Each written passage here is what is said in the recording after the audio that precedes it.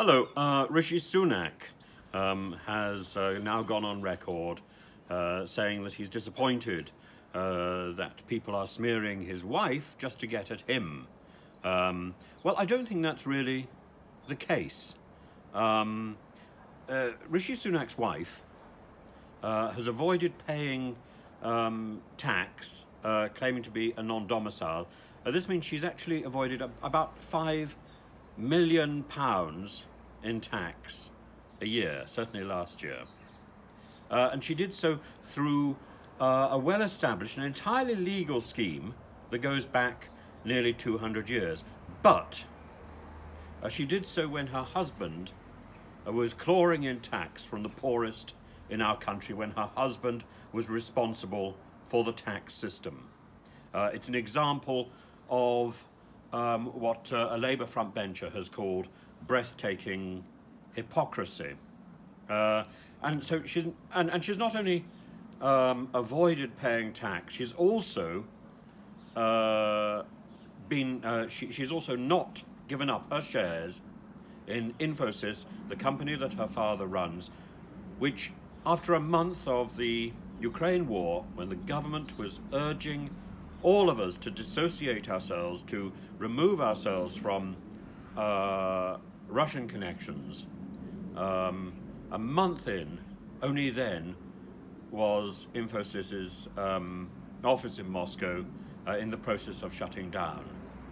It's just tardy, desultory, and really quite offensive.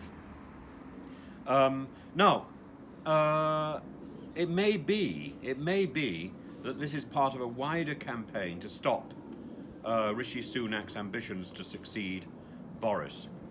Now, I pushed about Sunak's wife, and I put up my comments about Sunak's wife with a very specific reference to Julius Caesar. And that reference seems to me to be both apt then, and it remains apt now. I think that it's the right thing to have posted. And I think the same thing could be said about Boris's wife. Should Boris's wife, Carrie, should she be found to have played any part in Partygate? And in fact, we know that she brought in a cake. We know there was a party in Boris's flat.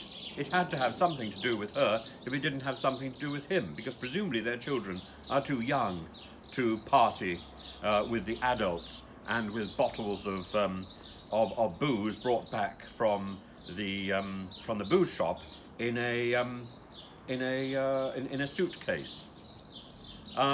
So if Carrie gets a Partygate fine, we need to know, because that is part of the identity of the Downing Street inhabitants. And similarly, Rishi Sunak's wife is living rent-free in Downing Street. You can look at the Caesar story due to a ridiculous rumour. I think Plutarch calls it a ridiculous rumour, almost certainly and demonstrably untrue, about his wife. His wife's name was Pompeia. Julius Caesar divorced her. She'd been accused of adultery. Now, he did so, according to Plutarch, because he said his wife should not be suspected. And the rumours came from a man called Clodius. Clodius was the most ridiculous man in ancient Rome in the last days of the Roman Republic. The evidence that he provided could not possibly have stood up in court. I believe there was a court case.